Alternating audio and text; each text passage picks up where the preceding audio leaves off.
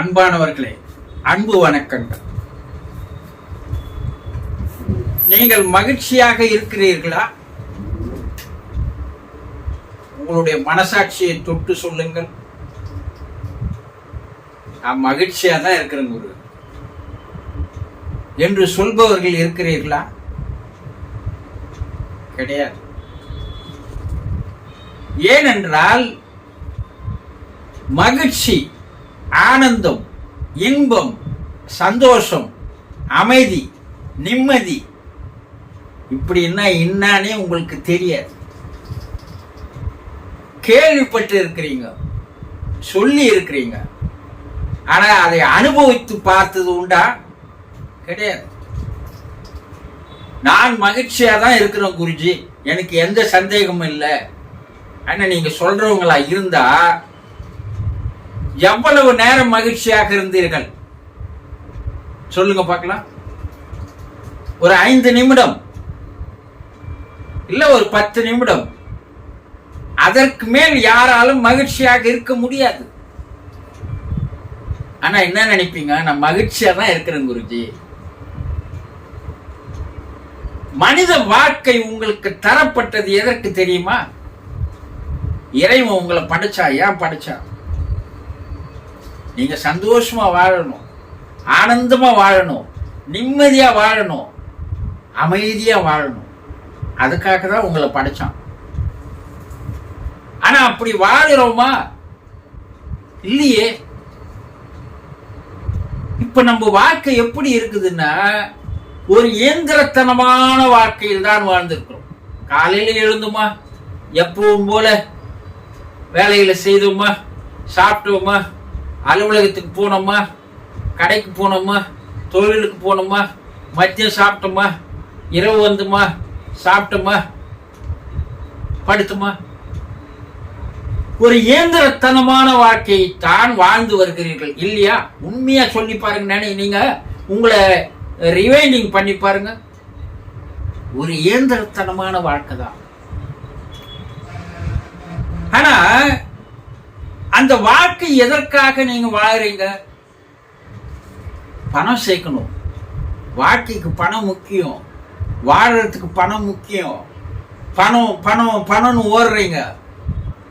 ஆனா பணம் சேர்த்துட்ட பிற்பாடு சந்தோஷமா இருக்கீங்களா?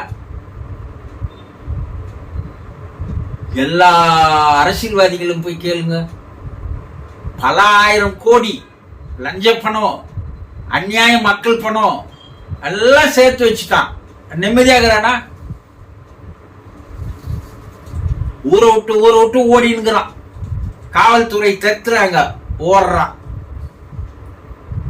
அப்போ பணத்தால் மட்டும் நிம்மதி கிடைக்கும், சந்தோஷம் கிடைக்கும், மகிழ்ச்சி கிடைக்கும் நினைச்சீங்கன்னா அதுதான் உங்களுக்கு பின்னாடி ஒரு பெரிய நரகமாக, தலைவலியாக மாறிடும்.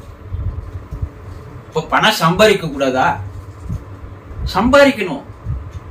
ஆனா பணத்து பின்னாடியே ஓடின்னு இருக்க கூடாது.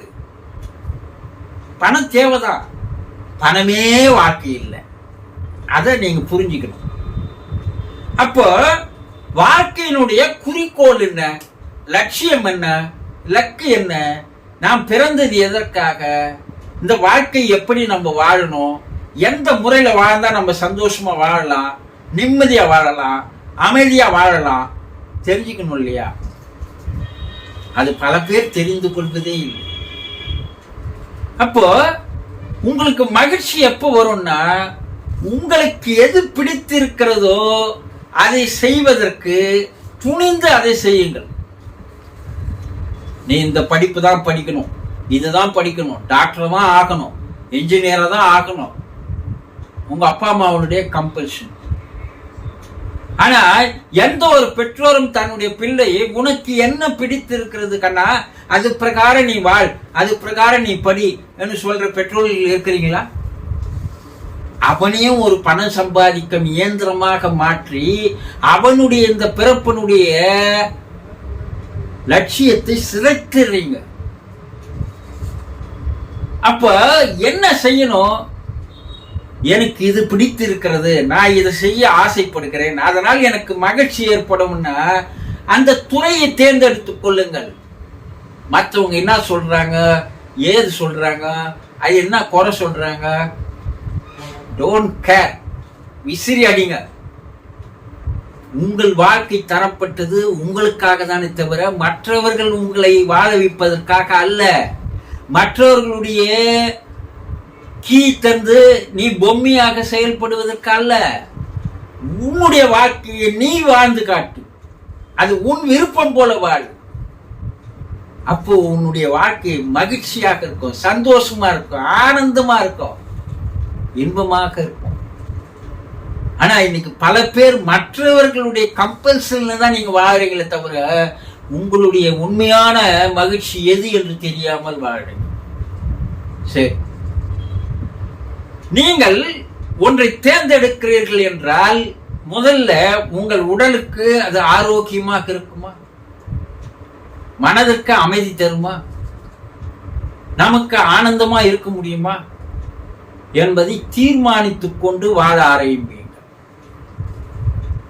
அடுத்தது, மற்றவர்களை பார்த்து கம்பேர் பண்ணாதீங்க. நான் அவனை போல வாழணும், இவனை போல வாழணும், இது போல இருக்கணும், அது போல இருக்கணும். அதுதான் உங்களுடைய மகிழ்ச்சியை வற்றச் செய்து விடுகிறது. மற்றவங்களை பார்த்து பார்த்து பார்த்து பார்த்து கம்பேர் பண்ணி பண்ணி பண்ணி பண்ணி உங்களுக்குள்ளேயே ஒரு தாழ்வு மனப்பான்மையை நீங்கள் கொண்டு வந்து விடுகிறீர்கள். அந்த தாழ்வு மனப்பான்மை உங்களை மகிழ்ச்சி இல்லாது செய்து விடுகிறது. இறைவன் எல்லோருக்கும் ஒரு திறமையை தந்திருக்கிறான். அது எத்தனை கோடி மனிதனை படைத்தா இறைவானா கூட ஒவ்வொரு மனிதனுக்குள்ளும் ஒரு திறமை, ஒரு டேலண்ட் இருக்கிறது, வச்சுதான் படைச்சிருக்கிறான். அது எது திறமை? நம்ம கிட்ட இருக்கிற திறமை என்ன, நம்ம கிட்ட இருக்கிற டேலண்ட் என்ன, அதை முதல்ல கண்டுபிடிங்க. கண்டுபிடிச்சிட்டீங்களா, அதுல உங்களுடைய பயணத்தை ஆரம்பியுங்கள். மற்றவர்களை பற்றி கவலைப்படாது. அதை நாளுக்கு நாள் எப்படி மெருகேற்றிக் கொள்வது, அந்த திறமையை எப்படி உயர்த்தி கொள்வது, நேற்றை விட இன்று எப்படி அந்த திறமையில் உயர்ந்து நிற்கிறேன் என்று நீங்கள் தொடர்ந்து முயற்சி செய்து பயிற்சி செய்து அதில் நீங்கள் பிரயாணம் செய்தால் பணம் உங்களை தானாக தேடி வரும். நீங்க தேடின்னு போக வேணாம்.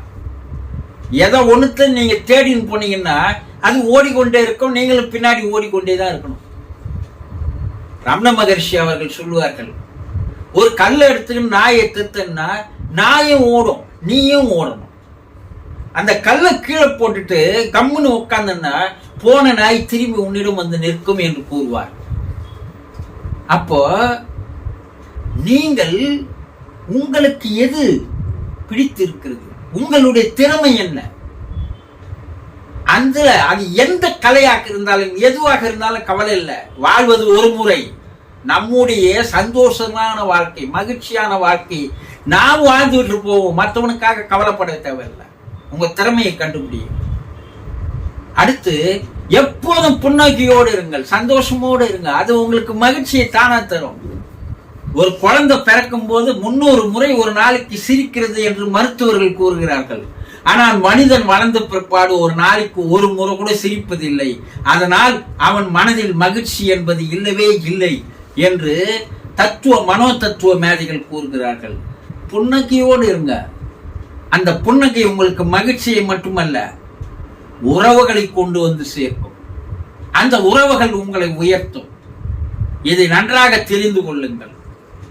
நாளுக்கு நாள் இப்படி உங்களை நீங்களே அக ஆராய்ச்சியின் மூலமாக செய்து கொண்டு நீங்கள் வாழ்ந்தால் உங்கள் வாழ்க்கை மகிழ்ச்சியாக, சந்தோஷமாக, ஆனந்தமாக, நிம்மதியாக, அமைதியாக இருக்கும் என்பதில் எந்த விதமான சந்தேகமும் இல்லை.